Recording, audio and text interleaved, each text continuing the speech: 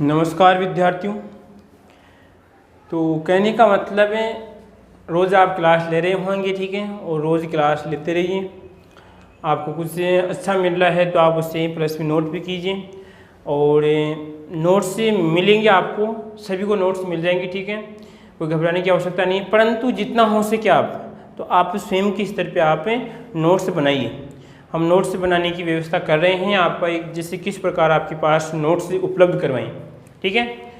तो सभी के पास नोट्स आ जाएंगे, घबराने की किसी की आवश्यकता नहीं है। रोज़ आप क्लास लीजिए।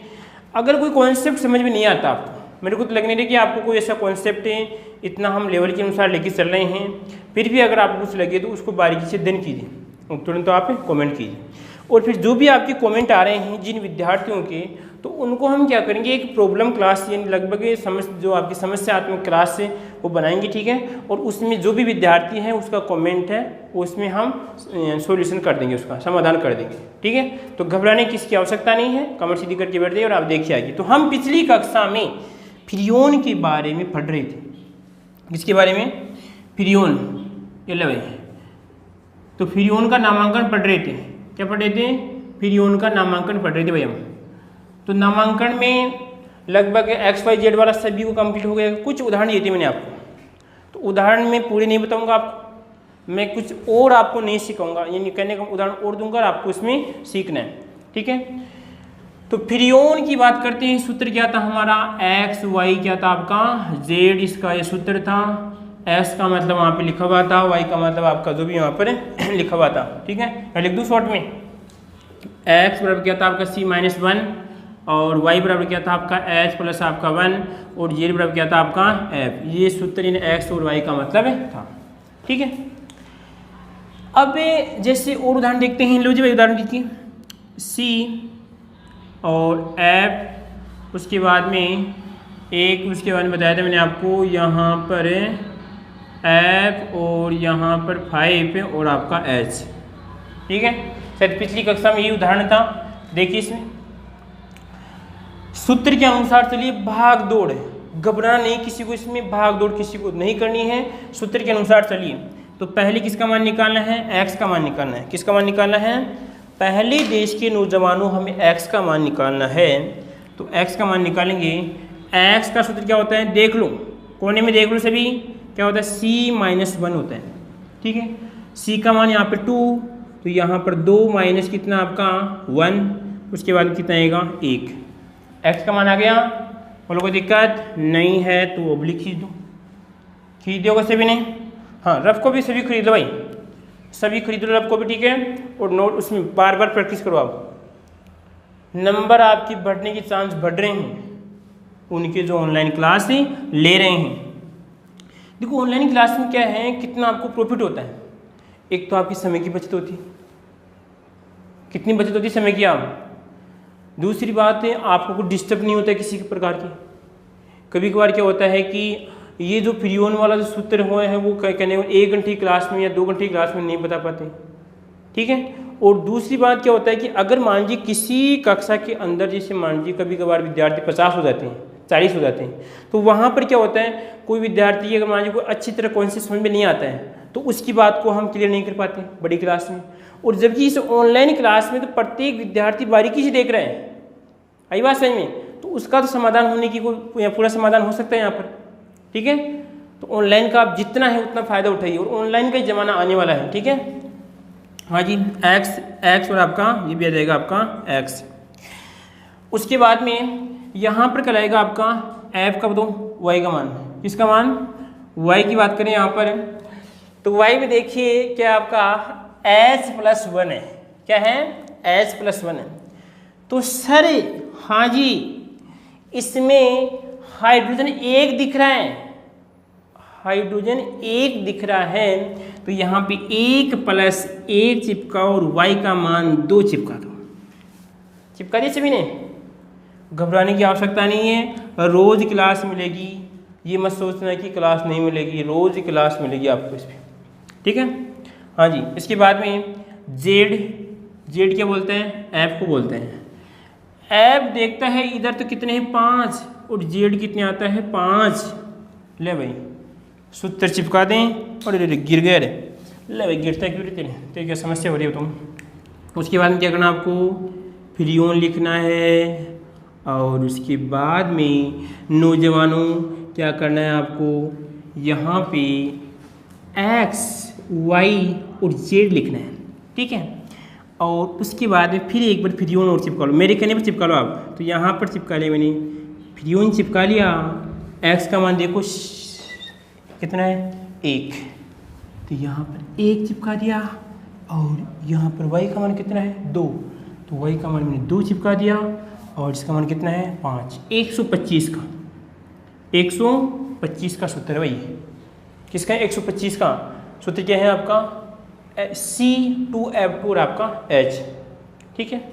एक उदाहरण लेते हैं लो जी, उदाहरण है दोनों मार्कर साथ हैं, लाल पेन भी यानी कि रेड पेन, सॉरी इसको रेड मार्कर कहते हैं।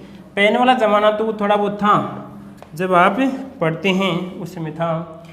और देखिए उसके बाद में और क्या बनाए इसको, और बनाए CF और यहाँ पर 2 और उसके बाद में H।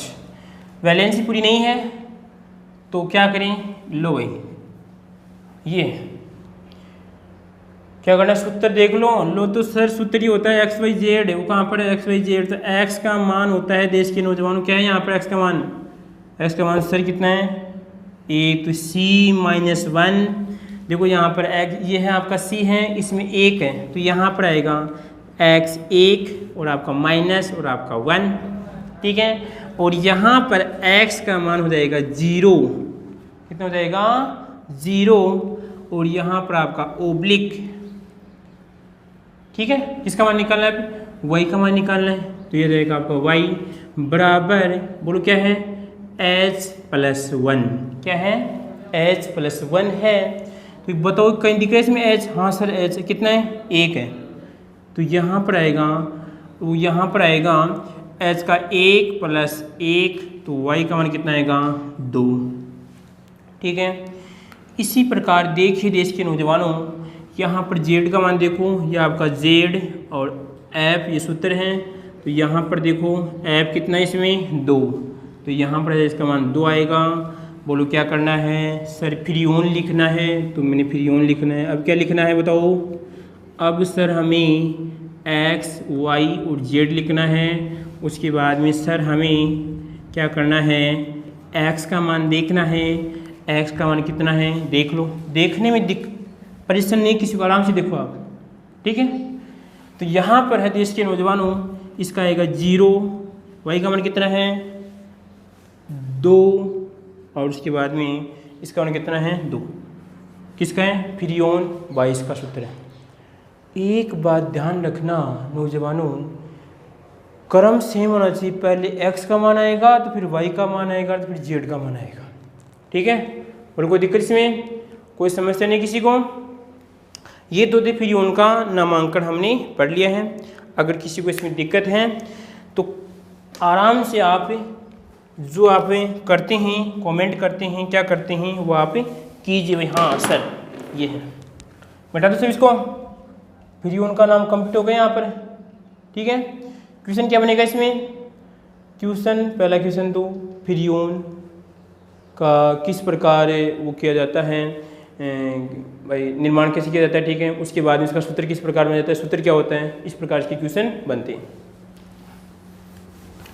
अब देखो कि इस फ्रियोन का उपयोग किसमें किया जाता है, तो पहले बात तो ये फ्रियोन क्या है, इसका अक्रिय विलायक के रूप में है। किसमें, फ्रियोन का उपयोग क्या है आपका, फ्रियोन का उपयोग पहला उपयोग है अक्रिय विलायक के रूप में। तो क्या होता है अक्रिय विलायक का मतलब, बताओ क्या होता है।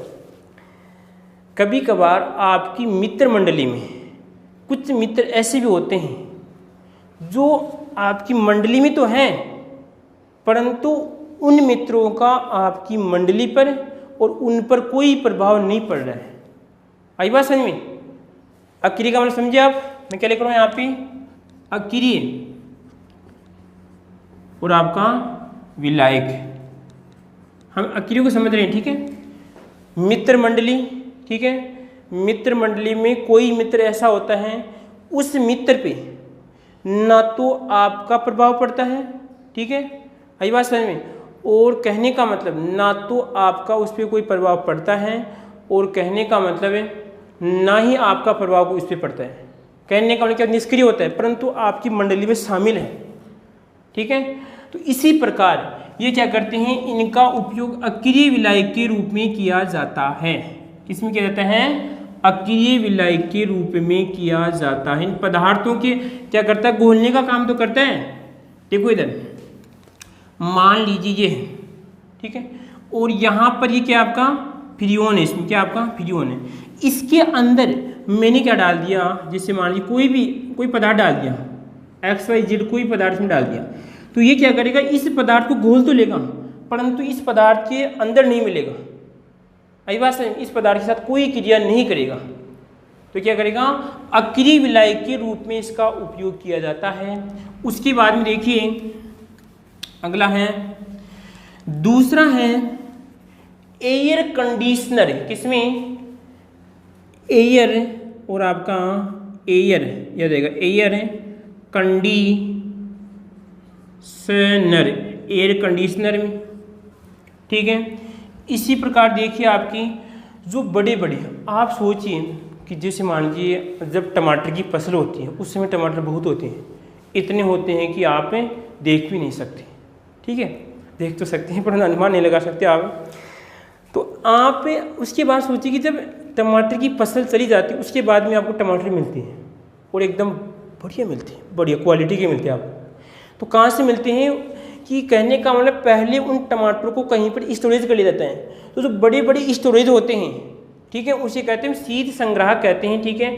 और वहाँ पर जो सब्जियों को रखा जाता है या उनको जो ठंडा करने के लिए वो शीत संग्राहक होते हैं, उस शीत संग्राहक में क्या करता है, फ्रियोन का उपयोग किया जाता है, ठीक है। तो यहाँ पे लिखेंगे देश के नौजवानों, शीत संग्राहक, एयर कंडीशनर में, और जैसे आप एसी कहते हैं, ठीक है, शीत संग्राहक में इसका क्या करते हैं हम उपयोग करते हैं। जैसे आपका फ्रीज आ गया वैसे तो, ठीक है, इसमें क्या करते हैं इसका उपयोग करते हैं। और एक क्वेश्चन मान लीजिए किसी को एक ऐसे क्वेश्चन आ जाए कि मान लीजिए 3 क्वेश्चन हमें उपयोग चिपकाने हैं, तो एक क्वेश्चन चिपकाना आप प्रयोगशाला में इसका उपयोग किया जाता है, ऐसे आप लिख सकते हैं। एक उपयोग आप इस प्रकार लिख सकते हैं, प्रयोगशाला में इसका उपयोग किया जाता है, ठीक है। और कोई दिक्कत इसमें, कोई समस्या किसी को इसमें।